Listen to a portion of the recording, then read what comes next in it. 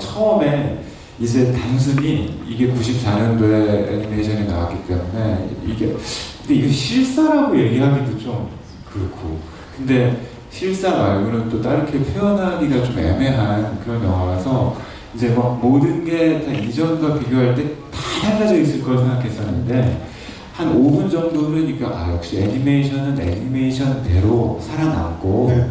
그러니까 정말 이런 명작은 새로 만든다고 해서 옛날 게 잊혀지는 건 아니구나, 그런 생각이 좀 들었었습니다. 네. 지금 말씀하신 대로 저도 사실 이제 이 영화를 처음 보고 깜짝 놀랐던 게 원작하고 너무 비슷해서 놀랐습니다.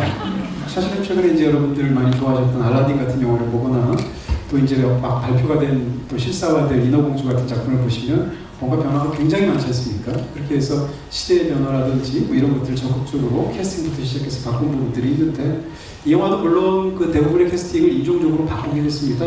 그래서 거의 모든 주연들이 다 흑인 배우들이 이제 참여하게 된 건데 아마 그게 배경이 아프리카라는 것과도 관련이 있는 것 같아요. 근데 어쨌건 그런 걸 제외하고 나머지 부분을 본다면 저는 깜짝 놀랐던 게, 처음에 그 유명한 서클 오브 라이프에서 왜 그랬냐 그거 있지 않습니까?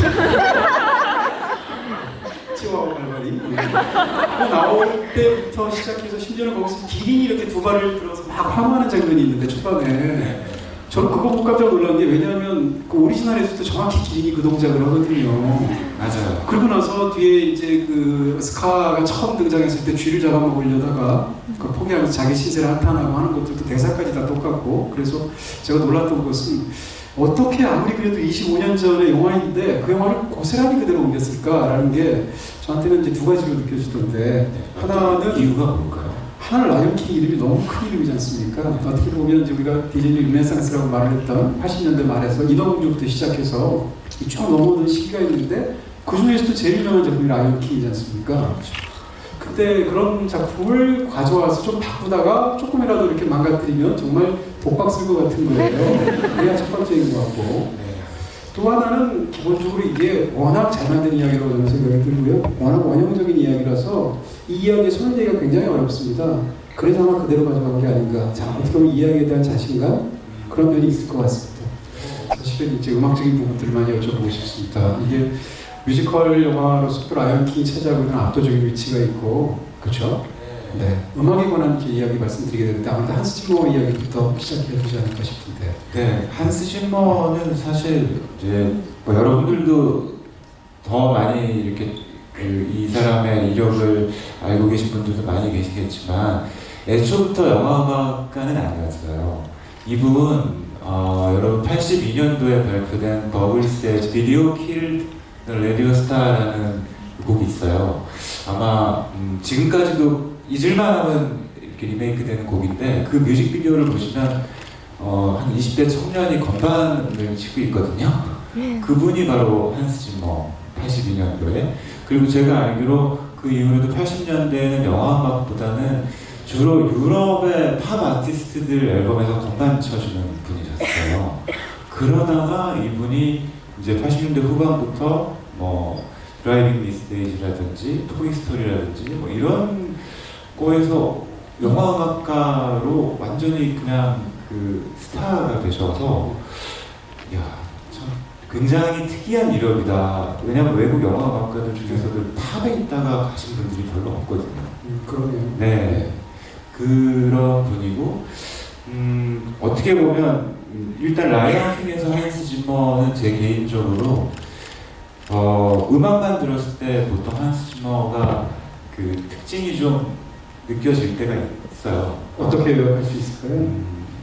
일단 화성이 이건 뭐 일반적으로는 조금 이해하기 힘들어도 음악 하는 사람들이 들으면 한스 짐머만의 그 영화음악에서 잘 안 쓰는 화성 진행이 있거든요. 그 화성이 조금 복잡하고 예쁘다 그러면 어림없이 한스 짐머일 때가 많은데, 이 경우에는 가장 음악만 들었을 때 한스 짐머를 떠올리기 가장 힘든 사운드 트랙 중에 하나가 아닐까 싶어요. 오히려 한스 짐머의 개성보다는 어떤 또 다른 그렇죠. 특징이 드러나는 그런 음악으로. 네, 저한테는 특히 이번에 리메이크를 보면서도 다시 그걸 느꼈습니다. 원작 94년도 버전도 어떻게 보면 약간 클래식 음악가가 한 음악 같이 들렸었는데 이번엔 더 클래식한 어떤 뭐 그런 느낌도 있고 그래서 가장 한스 짐머답지 않은 다이나믹을 보여준 그런 사운드 트랙이라고 저는 개인적으로 생각합니다. 사실 한스 짐머가 이번에 오기 전에 찾아봤더니 이제 영화음악을 하게 된 게 30년이 넘었고요. 그 사이에 했던 영화를 제가 IMDb에 찾아보니까 130편쯤 했더라고요. 그러니까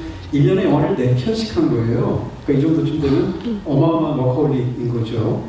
그리고 이 편차가 엄청나서 사실 이제 한스 짐머가 했던 음악들을 들으면 아까 말씀하신 드라이빙 스테이지 같은 건 음악이 굉장히 이렇게 소박하고 고조한 느낌이 있지 않습니까? 네. 이 영화는 이제 뭐 코러스라든지 이런 것도 굉장히 장중하게 되어 있고 또 많은 분들이 좋아하시는 게 이제 글래디에이터의 음악이에요. 네. 한스 짐머. 그 다음에 요즘 관객들이 가장 좋아하는 한스 짐머의 음악은 크리스토퍼 놀란 영화들이죠. 인터스텔라 같은 작품들. 근데 지금 생각해보면 이 작품들이 별로 공통점이 안 느껴져서 네. 한스 짐머라는 음악가가 갖고 있는 어떤 그 스펙트럼이 얼마나 넓은가 네. 그런 느낌이 들더라고요. 네. 여기서는 특히나 좀 뭔가 근데 제가 만약에 물론 뭐 영화음악을 맡아본 경험은 없지만 라이언 킹 같은 작품이 들어올 때 정말 이건 어떻게 보면 영화에 맞춰야 할 수밖에 없는 그런 좀 부담이 있을 것 같아요.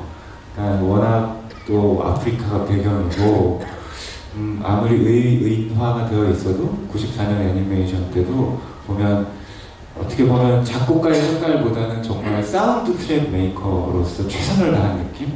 네, 그리고 사실 한스 짐머는 그 현악기나 관악기보다는 전자악기를 가지고 사운드 트랙을 만들 때 가장 개성이 빛난다고 생각하는데 이 영화에 사용되는 트랙들은 100% 다 그 어쿠스틱한 그러니까 심포닉 사운드 트랙으로 만들었다는 게 좀 다른 작품들하고 차이가 있는 것 같아요. 그렇군요. 네. 그리고 이제 이 영화에서 이번에는 적극적으로 노래까지 안 불렀는데 원래 오리지널에서는 엘튼 존이 노래를 직접 부르기도 하고 네. 또 이제 작곡도 굉장히 많이 해서 네. 사실 이 영화에 등장하는 유명한 곡 다 엘튼 존이 작곡했지 않습니까? 아, 그렇죠. 말씀드린 곡들. 네. 그러니까 엘튼 존의 곡들에 대해서 또 어떻게 느끼시는지요, 영화 속에서? 저는 사실 94년도에 Can You Feel the Love Tonight을 처음 들었을 때는 너무 영화 노래 음악이 너무 디즈니 음악의 주제가 같아서 사실 당시로서 별로 제가 안 좋아했었거든요. 근데 이번에 들으면서 좀 약간 다르게 느꼈던 부분이 있었는데 네. 어쨌건 엘튼 존이라는 걸출한 음악가가 있는데 그 사람이 영화 음악을 해서 주제곡을 이렇게 만든 그런 음악들에 대해서 또 어떻게 느끼셨습니까? 물론 저도 서클 오브 라이프를 뭐 매일 듣고 막 그러진 않았어요. 근데 이미 검증된 사실로는 뭐 그래미도 받았고 아카데미 최우수 노래상도 받았고 그때 아무튼 뭐 뮤지컬로 받을 수 있는 상은 다 받았던 기억이 나는데요. 그 특히 94년 이제 라이언 킹에서는 엔드 크레딧 올라갈 때 엘튼 존이 독창을 하잖아요. 근데 이번에는 엘튼 존 목소리는 안 나오고 이제 여기에 다이얼로그를 했던 성우들이 노래를 이제 배우들이 부른 버전이 나와서 약간 다행이라고 생각했습니다. 왜냐면 이번 엔딩에서 또 엘튼 존 버전의 Can You Feel the Love Tonight 나오면 약간 좀 어색했을 것 같은데 저는 원작 때 그 94년 타이밍에는 엘튼 존의 독창이 나가는 게 당연히 맞다고 생각하고요. 그 지금은 뭔가 자기가 빠지는 것이 또 좋은 선택이었다는 생각이 드는데요. 근데 이게 아무래도 또 이렇게 어떻게 보면 느낌이 정해져 있어요. 이런 주제곡을. 왜냐면 이걸 뭐 마이너로 만들 수도 없고 또 락으로 만들기도 애매하고 그러다 보니까 엘튼 존도 자기 노래 만들 때보다는 훨씬 더 고민을 많이 하시지 않았을까. 그렇게 해서 느낄 때는 그래도 정말 아이부터 어른까지 정서를 아우를 수 있는 참 멋진 곡을 그것도 대량으로 한 작품을 위해서 작곡을 했다. 그런 생각이 들고 반면에 한스 짐머는 조금 힘이 빠지지 않았을까. 왜냐하면 저작료는 노래에서 나오잖아요. 이 지금 뭐 엘튼 존 말씀 이야기하셨는데 Can You Feel the Love Tonight이라는 이 영화에 너무 유명한 주제곡이 있는데 이번에는 엘튼 존이 참여하지 않았고 영화에서 이제 그 직접 목소리를 담당한 배우들이 참여했는데 그 배우들이 비욘세 그다음에 도널드 글로버 이런 사람이잖아요. 도널드 글로버라면 뭐 작년에 This is America 같은 노래로 정말 가장 단순히 이제 음악계를 넘어서 사회적인 어마어마한 반향을 불러일으켰던 맞아요. 그런 또 아티스트고 이런 사람들이 같이 불렀단 말입니다. 그렇게 바꾼 그 버전에 대해서 또 어떻게 느끼셨습니까? 특히 비욘세에 대해서 우리가 기대가 굉장히 크잖아요. 글쎄 뭐다 뭐 제가 한마디 더 낸다고 해서 뭐 어떤 요만큼의 영향이 갈 수 있는 사람들도 아닌 건데 저는 개인적으로는 비욘세는 그러니까 자기 앨범 할 때 노래랑 이렇게 또 사운드 트랙에서 노래할 때는 다르구나를 보여줄 수 있어서 나름 뭐 내가 하고 있는 노래는 좀 많이 이렇게 좀 다른 거예요. 네, 디렉터가 많이 쪼지 않았다는 티가 좀 나요. 네. 조의적으로 들리네요. 네. 그냥 자유롭게 하신 것 같고요. 믹스도 우리가 요즘 뮤지컬들의 특징 같아요. 그러니까 영화에서 나오는 노래들에는 예전에는 과하게 리버브를 많이 사용을 했다면 지금은 거의 드라이하게 마치 대사하다가 노래하듯이 이렇게 나오더라고요. 근데 비욘세 보통 자기 싱글에는 그런 톤으로 노래를 안 하는데 여기는 대사하다가 막 노래하는 그런 톤으로 부르다 보니까 또 좀 자연스러운 것도 있고 그리고 저는 차일디시 감비노라는 이름으로 이제 활동하는 도널드 글로버가 몰랐어요. 이 사람이 그 사람인지. 그럴 수 있죠. 왜냐하면 네. 음악할 때랑 이름이 다르니까. 네, 그게 이제 뭐 기타노 다케시처럼 영화 할 때는 자기가 그런 식으로 영화 배우로 할 때는 이제 도널드 글로버라는 이름을 쓰는 것 같은데 지금 비유 들은 것도 굉장히 영화적이시잖아요. 이제 음악이랑 기타노 다케시 얘기하시잖아요. 이정도 있습니다. 근데 아무튼 저는 약간 질문에서 좀 벗어나지만 이 차일디시 감비노라는 이름으로 활동하는 이 뮤지션은 굉장히 세요. 그러니까 이런 아동 가족 영화에 어울리는 정서는 분명히 아닌데 이분이 여기서 심지어 주인공을 했단 말이에요. 본인은 어떻게 느꼈을지 굉장히 궁금했어요. 자기가 저렇게 순수한 눈으로 그런 분이 아니시죠? 그런 분이 절대 아닌데 역시 아티스트다. 그런 생각을 했어요. 사실 이제 애니메이션 역사에서 라이언 킹이 차지하고 있는 것이 영화 작품이 워낙 중요하기도 하고 사실 그 시기도 굉장히 중요해요. 애니메이션 역사에서 가장 중요한 시기 한 두세 개 고르라면 그 중에 하나가 저는 1994년에서 95년이라고 생각하거든요. 왜 그런가 하면 94년도에 라이언 킹이 나왔고 95년도에 토이스토리가 나왔어요. 그리고 94년도가 영화가 역사가 처음 시작된 게 1895년이잖아요. 그러니까 영화의 첫 번째 1세기의 딱 마지막 해이고 토이스토리는 다음 세기의 첫 번째 해이에요. 와, 그렇게 네. 그리고 또 라이언 킹은 지금 보면 굉장히 고졸한 느낌이 드는 셀 애니메이션으로 만들어져 있지 않습니까? 부분적으로 또 컴퓨터 그래픽이 들어갔지만 그런 면에서 이 고전기 디즈니의 가장 영광스러웠던 그런 어떤 클래시컬한 부분의 정점이 라이언 킹이거든요. 실제로 영화가 나오고 나서 그때까지 모든 애니메이션 역사의 기록을 다 깼고 이 기록은 그로부터 10수년 후에 니모를 찾아서 그때까지 애니메이션 기록을 갖고 있었던 그런 작품이거든요. 근데 그 다음에는 이제 토이스토리가 나왔단 말이에요. 토이스토리는 이제 애니메이션 역사를 새로 썼지 않습니까? 그러니까 한 시대의 문을 가장 장대하게 다진 작품이 라이언 킹이고 다음 세기의 문을 가장 화려하게 연 작품이 토이스토리인데 이격이 또 동물을 다루고 여기도 장난감을 다룬단 말이에요. 그러니까 이 두 영화는 사실은 모든 면에서 대비가 되는 굉장히 흥미로운데 이게 너무 중요한 시기. 근데 그렇게 말씀하시니까 이거 디즈니라는 회사가 진짜 대박이네요. 대박이죠. 네. 어떻게 그거 기승전결을 그렇게 아름답게 다 그걸 뭐 디즈니가 의도한 건 아니겠죠. 그렇지만 이렇게 얘기할 수도 있을 것 같아요. 토이스토리가 처음 나왔을 때 토이스토리를 제작에 디즈니가 참여했지 않습니까? 만든 거는 픽사지만 그걸 배급하거나 이런 건 디즈니였지 않습니까? 그래서 그때 당시의 일들 같은 걸 읽어보면 디즈니는 이제 그 직전에 뮤지컬들을 계속 만들었잖아요. 인어공주부터 시작해서 뭐 그다음에 알라딘, 그다음 미녀와야수 이 네 번째 작품이 라이언 킹이었었거든요. 그 당시에. 근데 공통점이 뭔가 다 뮤지컬인데 주인공이 나오면 직접 노래를 했단 말입니다. 이분이 이렇게 벌려서 주인공이 극소리에서 노래를 했는데 토이스토리에 돈을 내면서 디즈니가 요구를 했어요.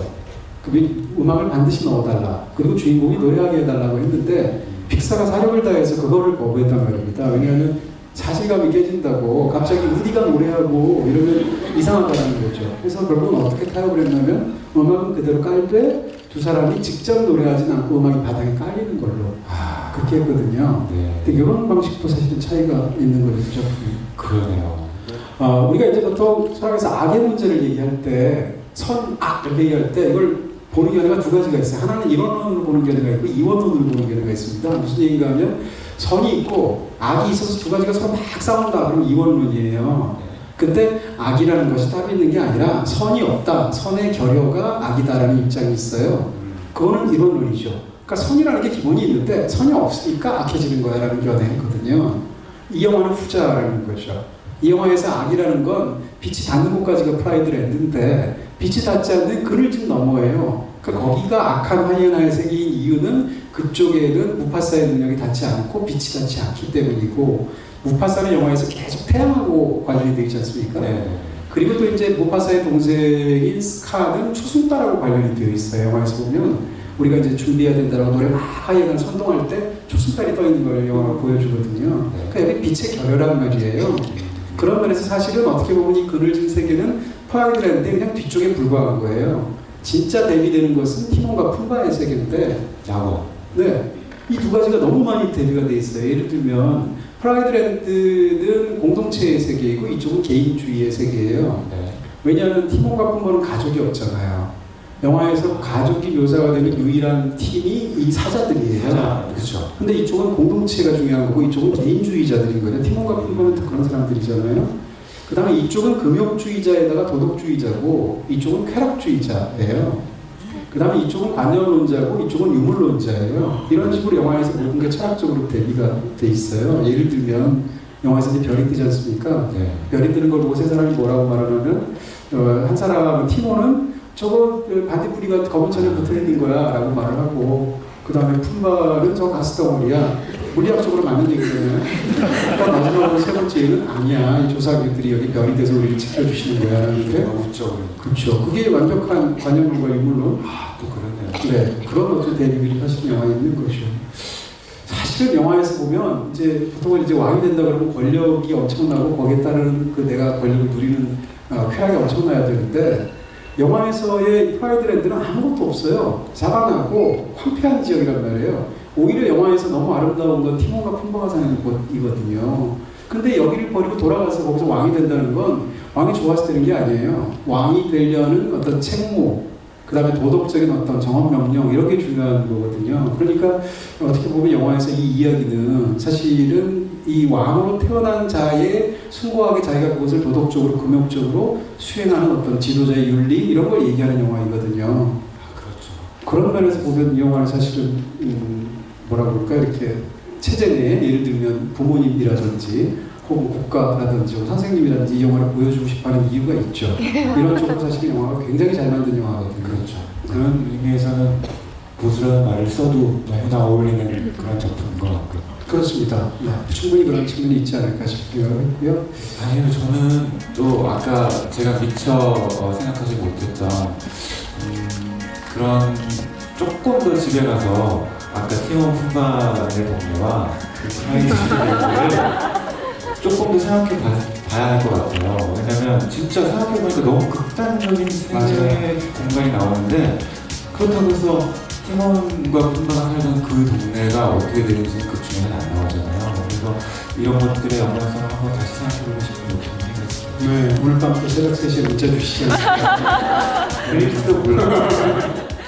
네, 저는 사실 오랜 인상식 팬이었는데 이런 자리에 대해서 올해 또 굉장히 인상적인 그런 하루가 아니었나 싶고요. 좋은 말씀 많이 들었고 여러분 경청해 주셔서 감사합니다. 저도 우리 기술력도 지금 뭐 이 정도를 만들어내는 데는 뭐 부족할 게 거의 없다고 생각하니까요. 조만간 국내에서도 이런 실사 같은 그런 영화들이 제작이 돼서 저도 뭐 기회가 된다면 정말 참여를 할 수 있었으면 얼마나